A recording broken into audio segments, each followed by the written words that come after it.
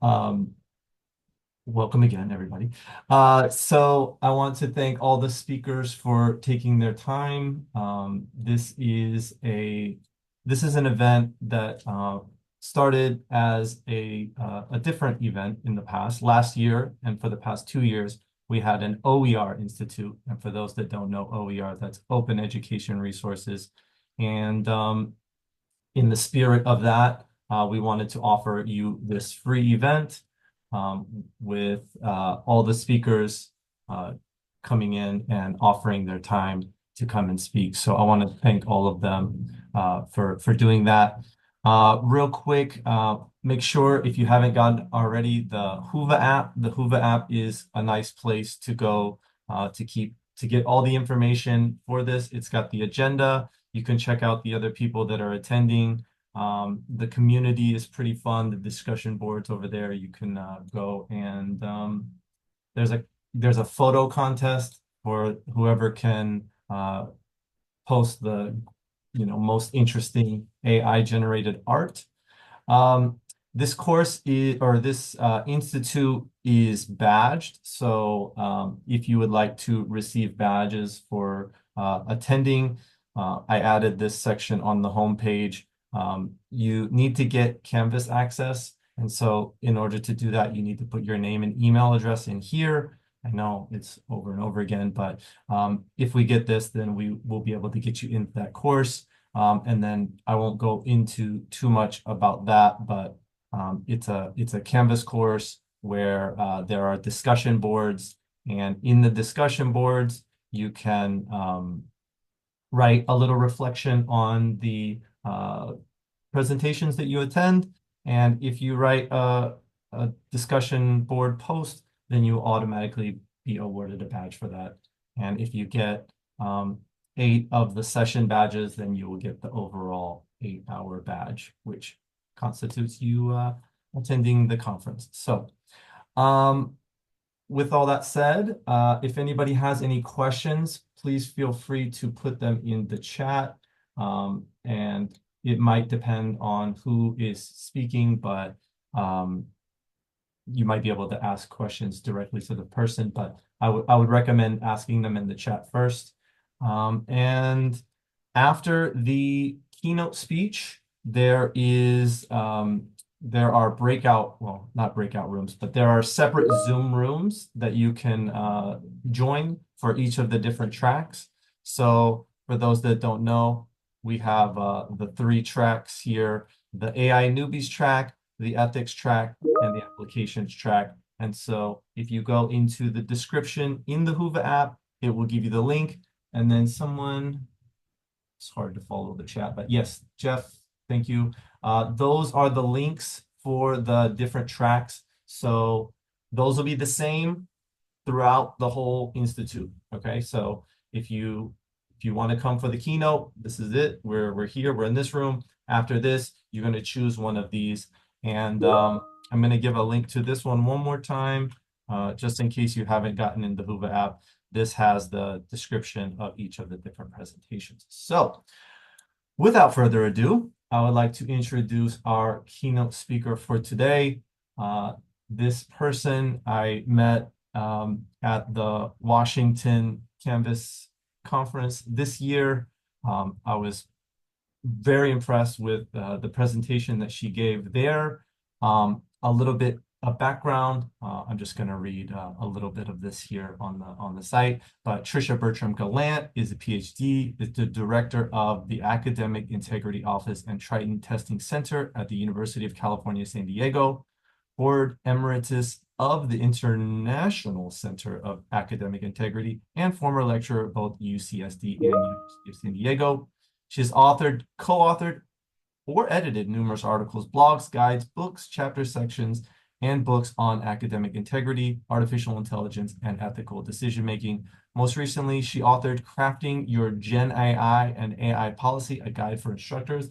This is awesome. If you all haven't got this, I'm going to put that link in the chat.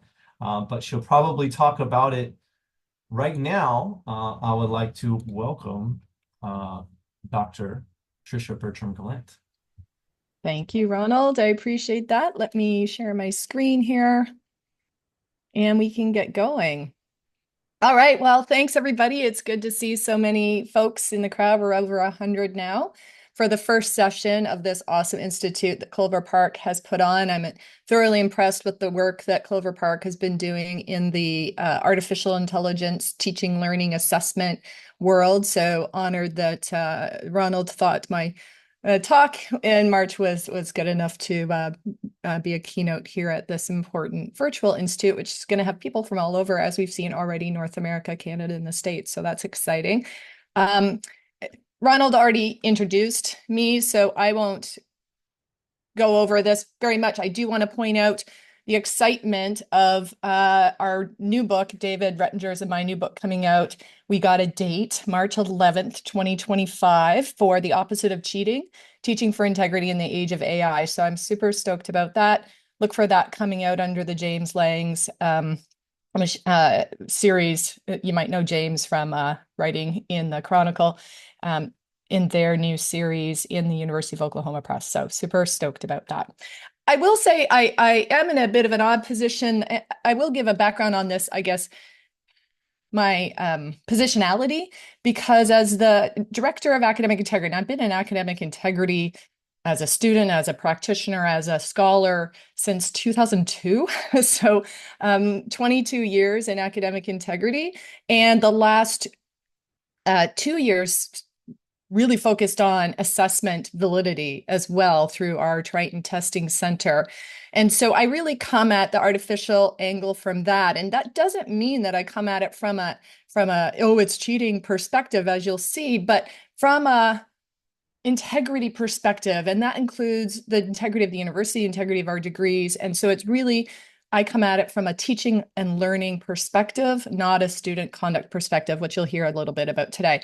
What I want to cover with you is both the threats and the opportunities that GenAI poses for teaching, learning, and assessment. It's both and, right? It's not an either or situation.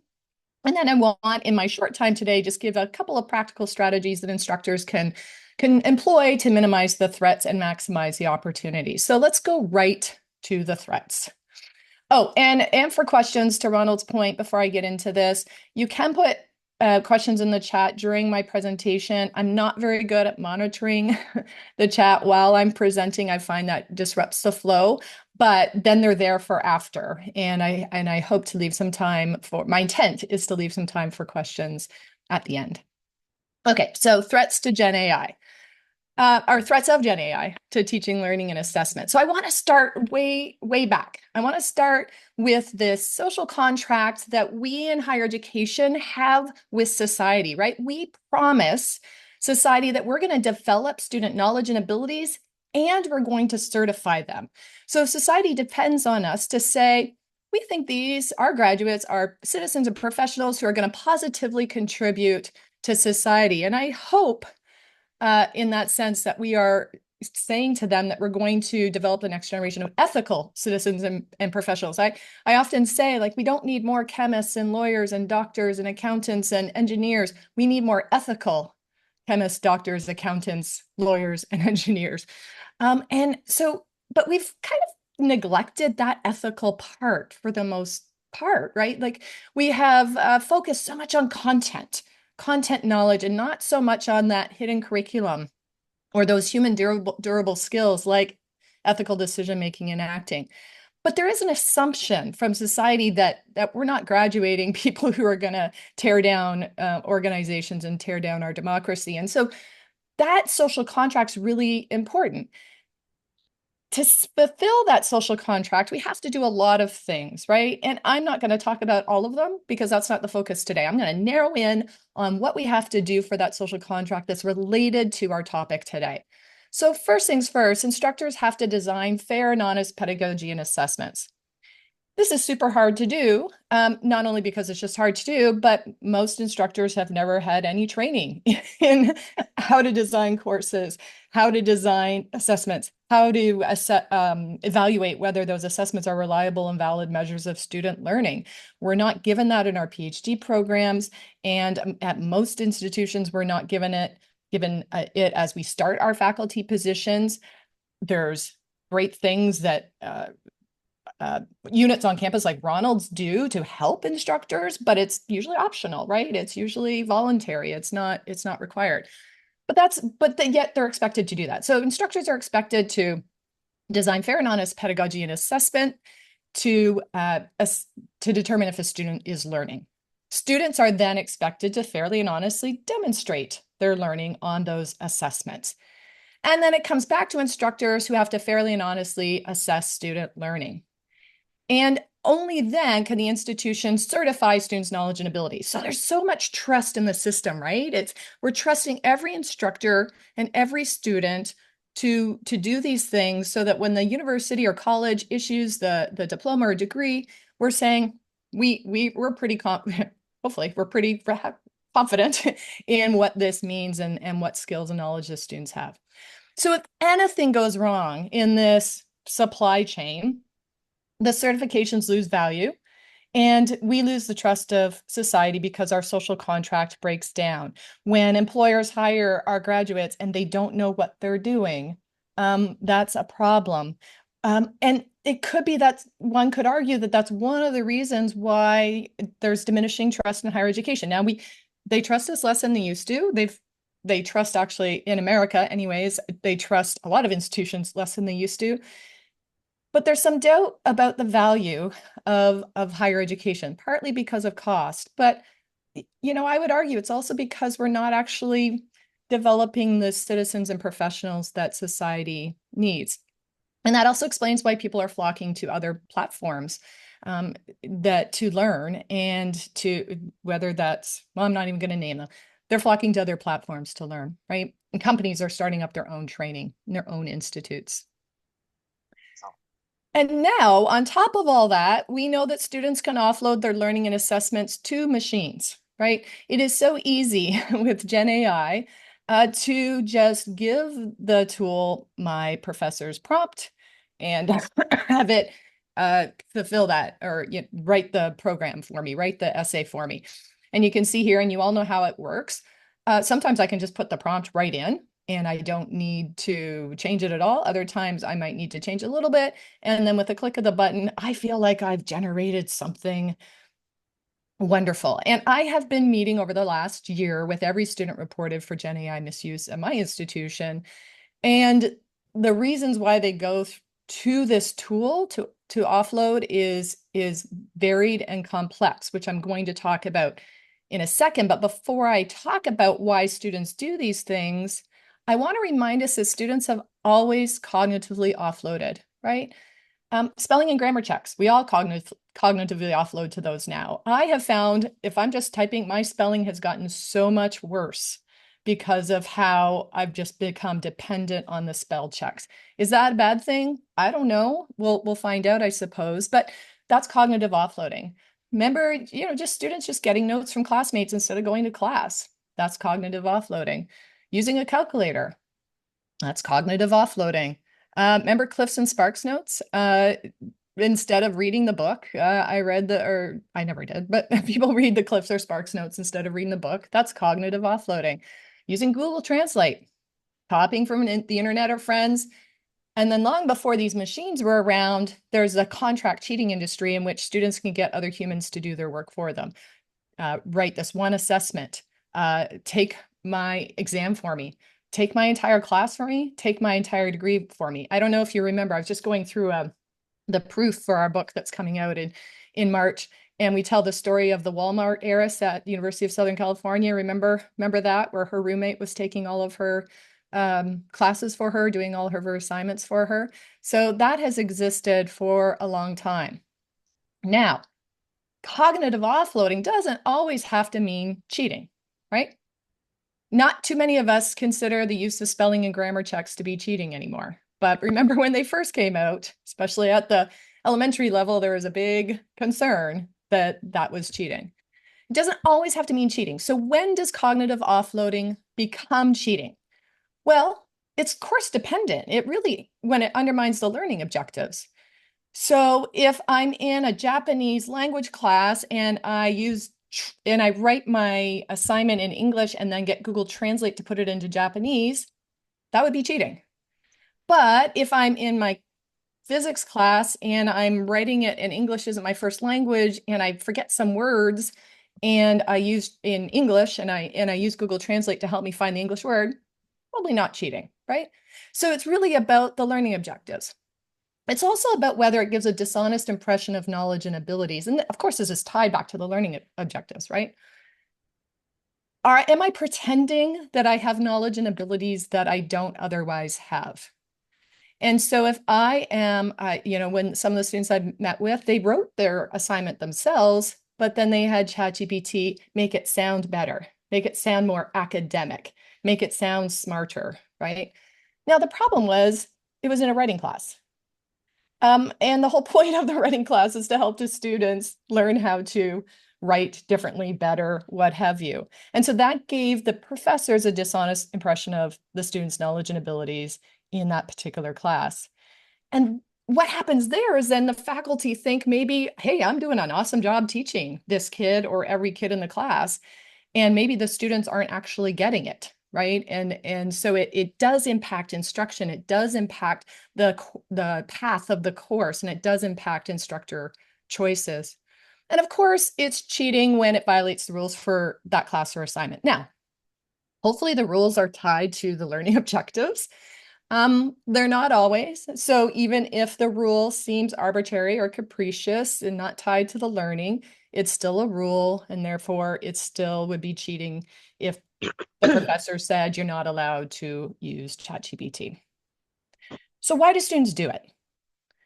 It's varied and complex. I'll summarize this long list about why students offload with a simple phrase or a label, because they're human beings. Humans cheat. Humans have always cheated. Other species have always cheated. It's a strategy for survival. You have maybe not cheated in school. There's a lot of faculty, I think, that I mean, most faculty are quite different than the students they teach. But I bet you've lied. I bet you've been disrespectful. I bet you at times you've been irresponsible and untrustworthy. And these are all related things to cheating. And so students cheat because they can, because there's temptations and opportunities. The kind of the perfect storm of why students might cheat is their focus on extrinsic motivators like grades and diploma and degree getting, which I'll remind us isn't their fault. It's what society has told them and their parents and our high schools have told them they need to be focused on. When they have low self-efficacy or insufficient self-efficacy to believe they can get those grades without cheating, on their own merit. And then when they observe other people cheating or they think everybody else is cheating. Hence why we saw such an explosion of cheating during the pandemic when those of us that were in person had to shift everything to online because students perceived that everybody was going to be cheating. So I might as well cheat too, plus all the temptations and opportunities. It occurred to me, I was meeting with a student who had used ChatGPT on her final exam that she wasn't supposed to. It was a take home. It was for an in-person class, but it was an online exam. And she said that she had just wished the instructor had used Lockdown Browser. And I said, well, that's interesting because I've told professors not to bother using Lockdown Browser for remote exams because what's the point? Students have second devices. And she said, but if that had been on there, I would have had to reach for a second device. And that extra effort may have made me realize that I was cheating. But with no Lockdown Browser and it's just there and it's such a habit and I just clicked on that link, it was already open and I clicked on it. And I thought to myself, what are we doing to these, for those of us that teach traditional age 17 to 21-year-olds, that we're putting them in these situations where we're saying, here's all the temptations and opportunities to cheat because it's an online assessment that you can imagine, and we're going to tell you not to do it.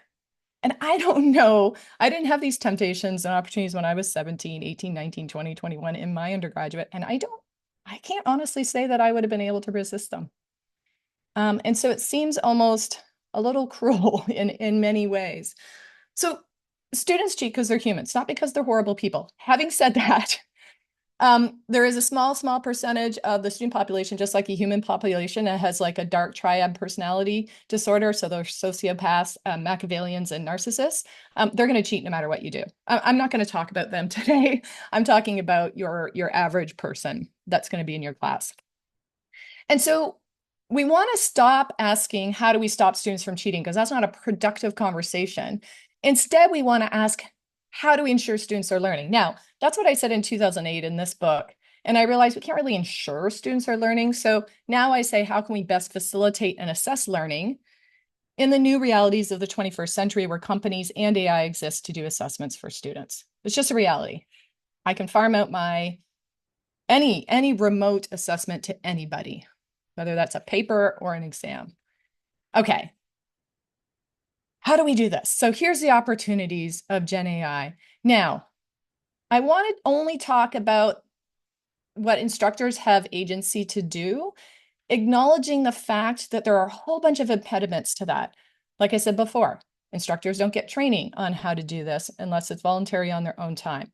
They don't necessarily get pay to do it, especially if you think about our contingent faculty who start getting paid on the first day of class and stop getting paid on the last day of class.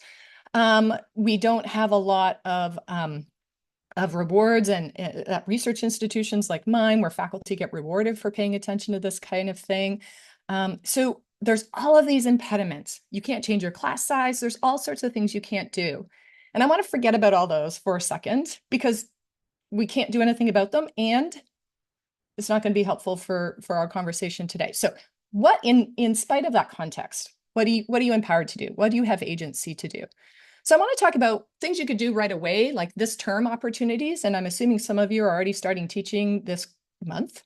And then I'm going to talk about kind of this year opportunities, things that will take you more time. So the first thing that you can do this term is just talk with your students. And notice how I don't say talk to your students or talk at your students, but talk with your students. And why do you need to do that? Well, because they're using the tools. So let's look at the high school students from fall 23 who are now the first year students potentially in our institutions. 46% of them have used GenAI tools. My guess is now that's even up from a year ago. Of those, 46% of them have used them to complete assignments and exams. And in a different survey of high school students, they found 35% of them use them tools at least once a week, and 74% believe that using them will improve their school performance, i.e., get them higher grades, right? So they're using it, and they're worried about it. 40% of them believe critical thinking will decrease with the use of AI. That's pretty smart. That's from high school students. 54% believe that those who use AI will have an advantage. These are college students. And so you're starting to see this like, well, if other people are using it and they're going to have an advantage, then I have to use it, even if the instructor tells me not to. 47% say it's easier to cheat because of GenAI. And 39% feel like their livelihood is threatened by GenAI. Loss of jobs. Maybe they won't have the skills. They're worried about it. And so we can't ignore it from a variety of perspectives. We can't ignore it, obviously, because otherwise they might cheat with it and undermine the assessment and degree integrity, but also because they're just thinking a lot about it and worried about it. And all of the students I've spoken with over the last year, the main thing they asked was, I just need the professor to be clear with me on what I'm allowed to do and what I'm not allowed to do and why. I just need that. 72% of students want to be taught how to use AI ethically. 72%.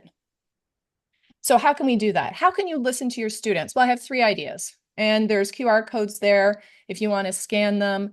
But my PDF will also be in the repository. The PDF of this presentation will also be in the repository that Clover Park is creating. So you can also just get the QR codes there.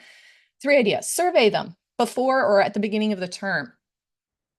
How knowledgeable do you feel about how GenAI, how it works?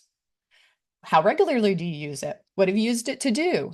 and just get information from them that then educates you on where they're at. And so then you know what to talk to them about. It's like, oh, a lot of them are using it to write their first drafts. Yike, this is an English class. I don't want them to use it to write their first drafts. I need to talk to them about that and tell them why they shouldn't be using it that way in this particular class.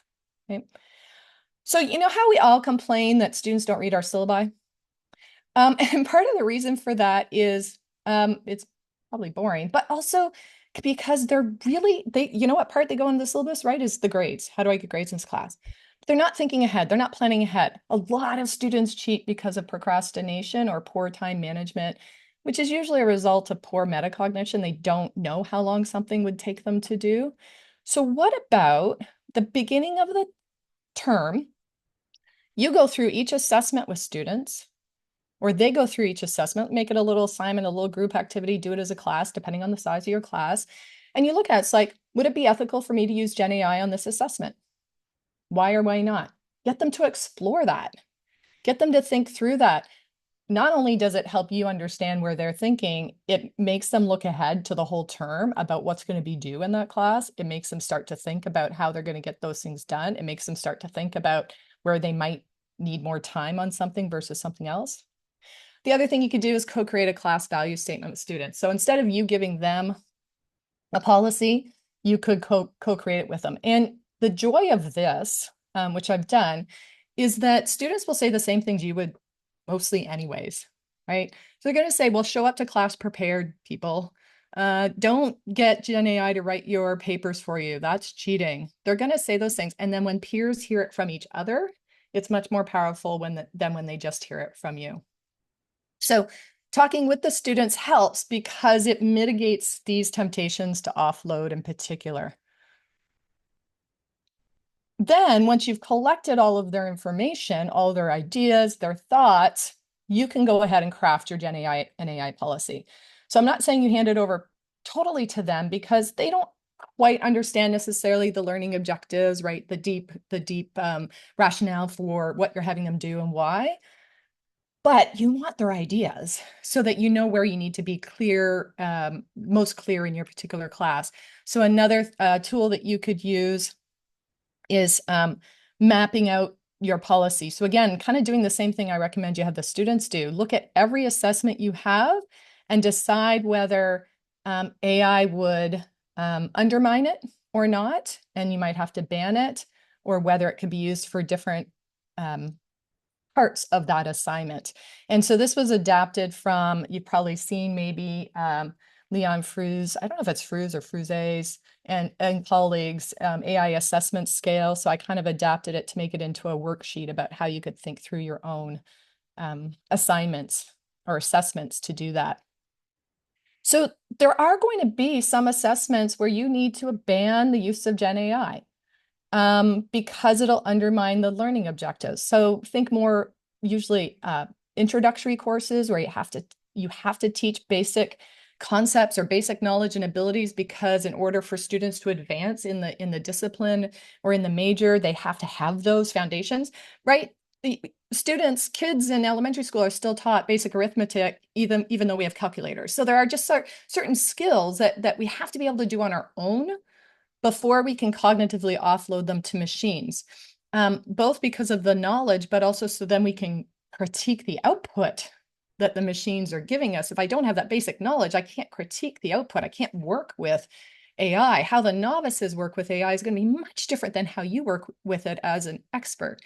And so you are probably going to have to ban Gen AI on some assessments. But if you ban it, remember that students are still going to likely do them if it's a remote, unproctored, out of class assessment, whether that's an essay or an exam. So you can't just say ban it and then expect them to not use it, unfortunately. So if you ban it, you're going to have to secure the assessment. Okay. And this securing the assessment means measures taken to clamp down on cheating opportunities. So none of this, no ChatGPT on this remote exam that I'm giving you. Lockdown browsers, not enough. Sure, as I told you, it would have maybe prevented that one student, but it's not going to prevent most students. So you need to think about what exam or assessment security looks like for your class, for your context, for your situation. And yes, it's close observation. So it doesn't necessarily have to be a proctored blue book exam in your classroom. And I'm going to talk a little bit later about all the possibilities of what that might look like for a secure assessment. And if you choose to allow it on something, make sure its use is transparent. Have them share whether or not they used it and how they used it. So this is the part that's building on their metacognition skills, or you might say their AI literacy, right? How did it help them achieve their learning outcomes, or how did it hinder it?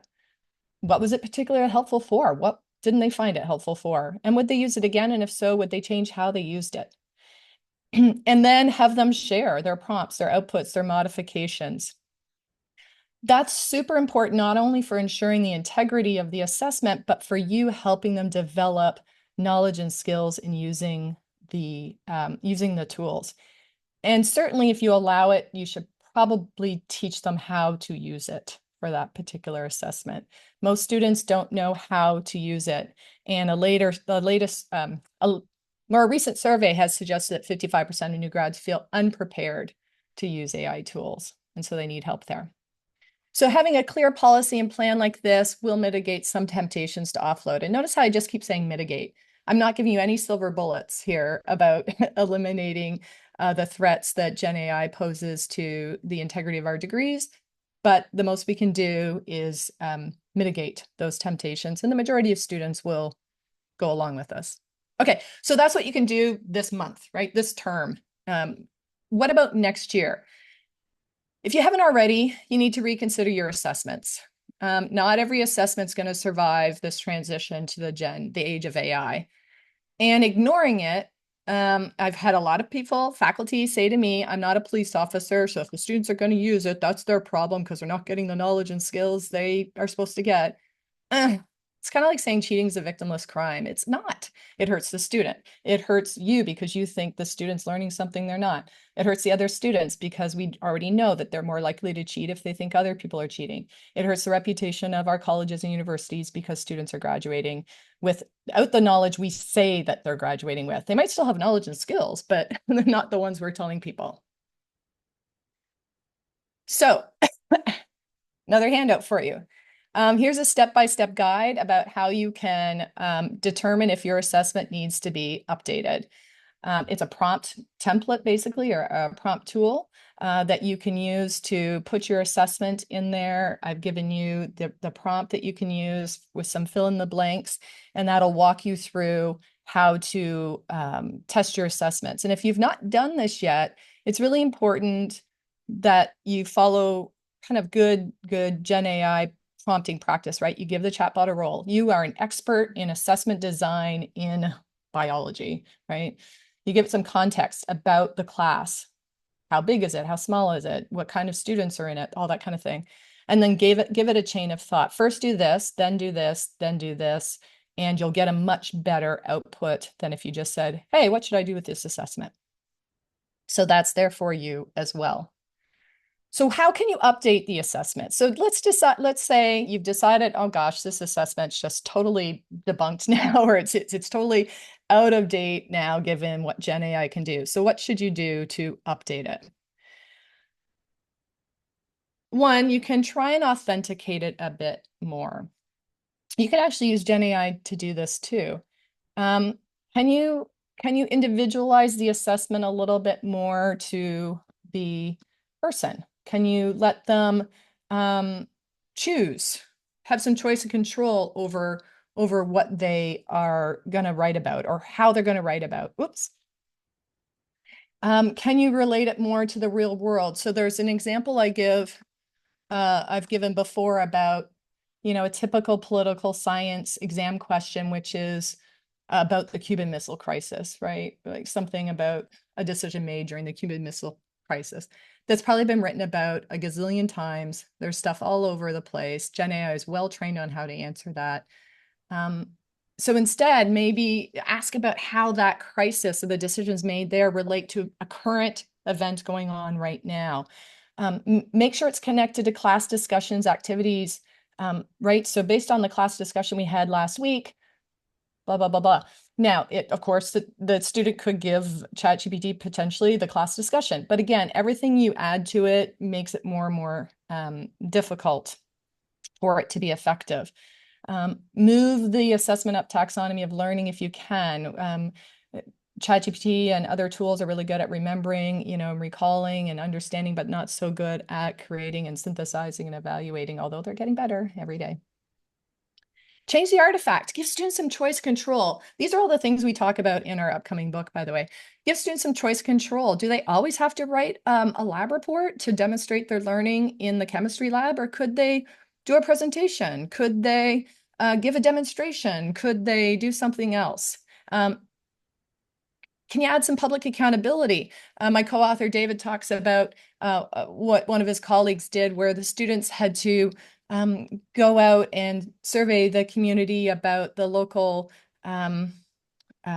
botanical garden, I think it was, or something like that, and decide, make changes to the signage that was there. So once we have public accountability, when somebody other than a single grader is going to be looking at what I'm producing, that helps. Maybe it's peer review in the class. That's also public accountability. We've had lots of students who have reported their peers, their classmates for, I think they just gave me a GenAI assignment, a GenAI generated assignment. So that can help. And if you're not teaching writing, rethink the dominance of writing as the vehicle for students demonstrating their knowledge and abilities. We have way over emphasized writing. What about communicating orally? That's something that I know at a large institution like mine, a lot of students graduate never having had to do, and that's a shame. Reconsider your grading structures. Maybe you don't have to grade everything. Grading is an extrinsic motivator. It's not tied to learning. It's not tied to integrity.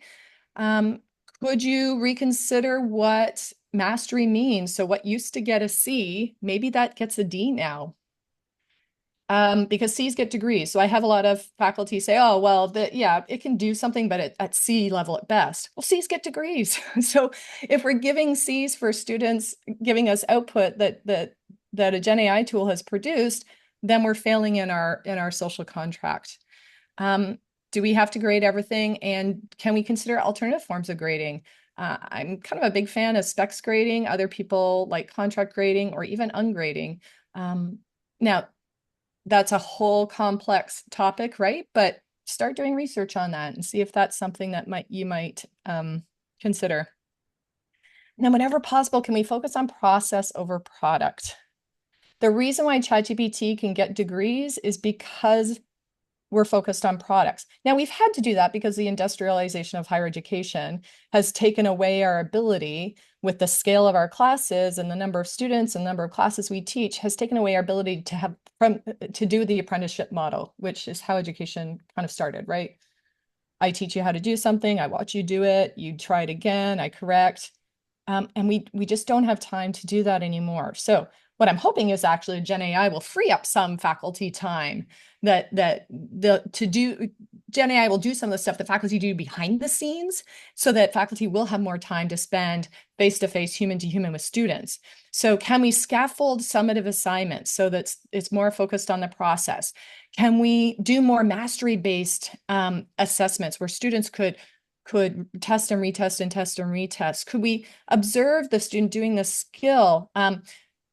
I'm hoping that we're going to have more flipping the classrooms and changing a lot of the work that students do and knowledge that they demonstrate in the class itself. Can we talk to students about their process? Maybe we change office hours that we sit at, nobody comes to conference hours or student hours, and we book students in. So we make sure we talk to at least each student once a quarter. Or once a term, sorry, that's UCSC language. Conduct oral assessments. Now, for those of you that are in large universities, say, well, I can't do any of that.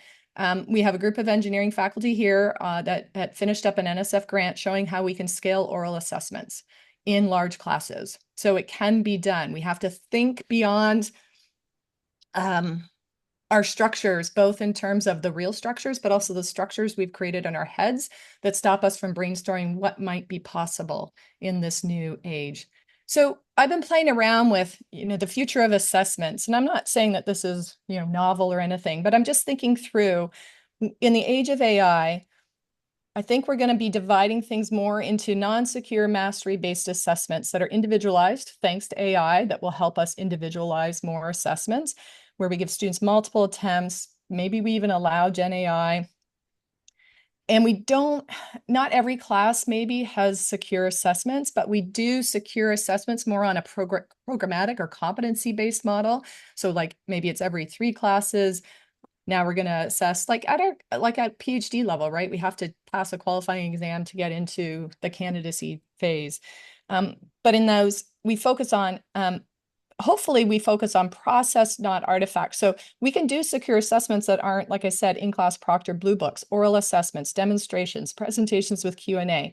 Those are more secure assessments than a remote paper or research paper or lab report. But if it must be an artifact, then we have to invigilate. We have to proctor. And what we're starting up here in the University of California system are computer-based testing centers, following in the footsteps of University of Illinois Urbana-Champaign, in case there's anybody from there in the audience. We are not only creating computer-based testing facilities on each campus, but we're going to pursue a network with our sister campuses in the UC, our Cal State friends, if you're any in the audience, and community college friends, to ensure that there's a valid computer-based testing center within a close drive to any California student. So that if the assessment really has to be secure, and gosh, please not on paper, right? Students can't write 3-hour exams anymore. I couldn't write a 3-hour exam anymore in a blue book, but on computer, maybe we can. And so that's the way we're going here. I really do think that computer-based testing facilities is critical to our future in the age of AI. So again, reconsidering your assessments mitigates all these temptations to offload. And I will just end with saying this, and I know we just went through COVID and you all had to change for that. And now there's AI and now we're having to change for that. It's exhausting being a faculty member. It's exhausting being an instructor. It's exhausting being people like Ronald and myself who are working to try and support faculty and keep up with all the developments that are happening. It's exhausting, but it could also be really fun to change, right? If we've been teaching the same way for decades, maybe it'll be fun. It'll be a lot of work, but then maybe it'll be fun to teach in a new way. And if now's not the time for change, I'm not sure when it will be. So with that, I'll say thank you. And I will turn it over to Ronald or whoever to maybe facilitate some questions. All right. Thank you so much, Dr. Tricia Bertram Gallant. That was really informational. I'm seeing in the chat's going wild right now. Helpful. That was great. Thank you. For those that had the questions, I didn't see much coming up while you were talking, so A lot of unless comments, I but not a missed lot of something. questions. Yeah. But if anybody wants to throw some questions in there now is a good time. I did see somebody asking about resources in ungrading. No, there was somebody. I'd love to get a reference for the group at UCSD that's scaling oral assessments. I have asked them for an updated website, which I haven't received yet, but let me open up something and I will copy and paste some references that I just sent to somebody else. Very nice.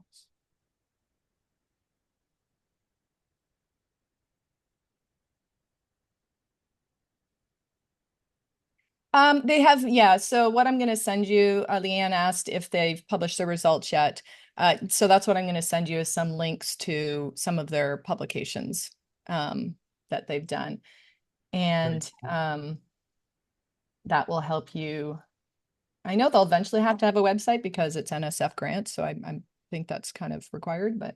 All right. And we got a question here from Laura. She says, how is your institution handling reporting and conversations with students at a broader level? Yeah, so at a broader level, we do have a scenario, we have an integrity tutorial that all new students have to take, freshmen transfer, and then some master students as well. And of course, last year we added an AI scenario in there to make sure that was there. So students get that in their first quarter, so in the fall with us. The library has a great guide that they created for students. Um, GenAI. I should have, I always think I got to have these things ready and then I forget. So here's the UCSD library guide that they created. And then last year, and we haven't yet finalized what we're doing this year, but last year we did a campaign where we put posters, these adorable posters with our dog Courage Oh my on it. God, so cute. We did posters all over campus where we said, is it cheating to use ChatGPT? Not over, I haven't checked lately, but last time I looked, there was like 4,500 responses. And the students, majority of students got it right. They said sometimes. And unfortunately, a whole bunch of students, around 18% said never. So those are probably the students that I've been seeing this year for misuse of Gen AI on their assignments. So that's the broad conversation. Of course, broad conversations aren't helpful in many ways because it really, again, depends on the learning objectives for the course. And so professors really need to have those conversations locally, situationally, in context. When they are identified by a professor of misusing Gen AI, our policy just says they have to report it to our office. And so those are the conversations I've been having with students. Not all of them end up being responsible. But the majority, again, like around 65% admit responsibility right away. Yes, I know I wasn't supposed to use it, but I did. Or the one student who was identified because they were supposed to go out and observe birds in the wild and take data on their behaviors, was behavior psych class, and then write a report about it. He handed in a report that said a whole bunch of stuff, and then it said, but you should go out and collect your own data. This is just data for you thinking through this. So it was obviously ChatGPT generated. So mostly it's been coming from the writing courses, but also from other courses, exams, even in class. So a lot of faculty didn't want to give up computer-based exams after pandemic, but they didn't want them to be remote because of cheating. So they have students bring their own devices to in-person proctored exams. And obviously it's still super easy for students to cheat on those. And so we found out that in Canvas, for example, when you're looking at the log, there was a specific phrase that would come up if they copied and pasted from ChatGPT into Canvas. And so that was pretty easy to detect as well. I Was think it they've, was it delving and diving? no, those are words. No, I mean the HTML code Oh, that's copied over because you can see the HTML code in the Canvas logs, and it was conversation dash turn. Only mm. comes up if you copy and paste from ChatGPT. This was a while ago. It might have been fixed by now. If Huh. but Did not know that. yeah. I got another question here. Actually, the first one, these examples that you shared, are they okay to share with colleagues with attribution? Uh, the anything that I've shared with you, you can share with attribution. Yes. Love that. Yeah. And then there's are some other questions here, but I want to make sure everybody knows what's going on with going to the different rooms here. If you all want to continue this conversation and discussion related to what um, Dr. Bertram Gallant talked about today, I'm going to put this link in the chat. This is to a form where you can join a Canvas course, and in the course there's discussion boards that are set up. If you participate in the discussion board, you will get the badge that shows that you were here participating in the Institute. Some of you all might have problems getting in because it's through the Clover Park Technical College Canvas. So there are some instructions on this form, and you just need to wait until I add you into the course. So that's why you're putting your email address and name into this form. Let me put in the links to the other rooms. unless somebody else has them handy. So we are now going to break out. If you want to go to the AI newbies track, you can see it's that Zoom room that ends in 076. If you'd like to go to ethics, ethics and applications both also end in the same. Oh, are they the same? No, they're the same link. Oh no, that's a problem. Let me update the applications link, or the ethics link, one of those links. And then check the Whova app if you want to know what's going on right now, or you can go to our LibGuide that also has all the information on there as well. I'm going to get that link fixed, but thank you again, Dr. Bertram Gallant, and everybody else, enjoy the Institute. Thank you, everyone.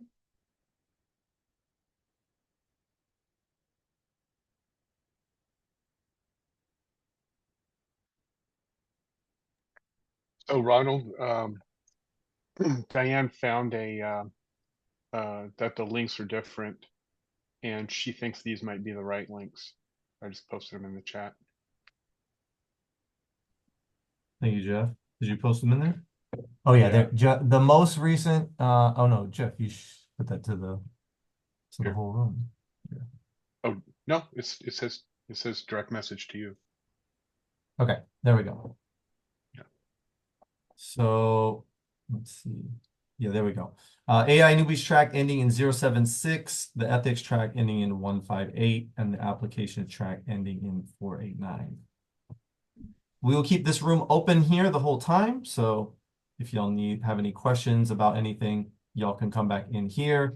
But if y'all don't have any questions, start heading over to the other rooms. And like I said, enjoy the Institute. All right. Thank you so much. I have a question. Yeah. Tricia, when will you be presenting somewhere else at another free conference like this? Whenever I'm invited. Or do you have any on the books? Do I have any on the books? No, the next three are specific. But I'm happy to do one for you if you want to email me. I'm just a teacher, so I don't have the control of or the money. Well, no, I know, but I'm free because this conference is free. I don't charge. Oh, okay. I just have a meeting this week determining how we're going to kind of train everybody in the district. So I was just wondering if there's another one of these, but I will suggest you reach out if you'd like support. We're all in this together. Okay. It's a big, big, happy community. So no one's on their own here. Thank you so much. You're welcome. So I typed it in the chat, but when you were first giving the example about using using grammar and spelling check in Word and English is pretty much accepted as okay. Yeah. Whereas using, say, Google Translate for, in a foreign language class or a world language class, as you prefer, is or maybe cheating. And, I've thought about this because I was taking classes and I did use Google Translate.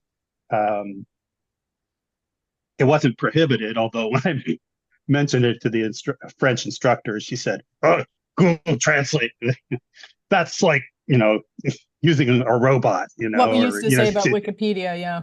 Yeah, she was pretty dismissive of it. Yeah. And, but I mean, I would use it in a variety of ways. Sometimes I would use it to check and see if what I wrote meant what I thought it meant. Yeah. Other times, if I didn't know how to say something, I might actually use it for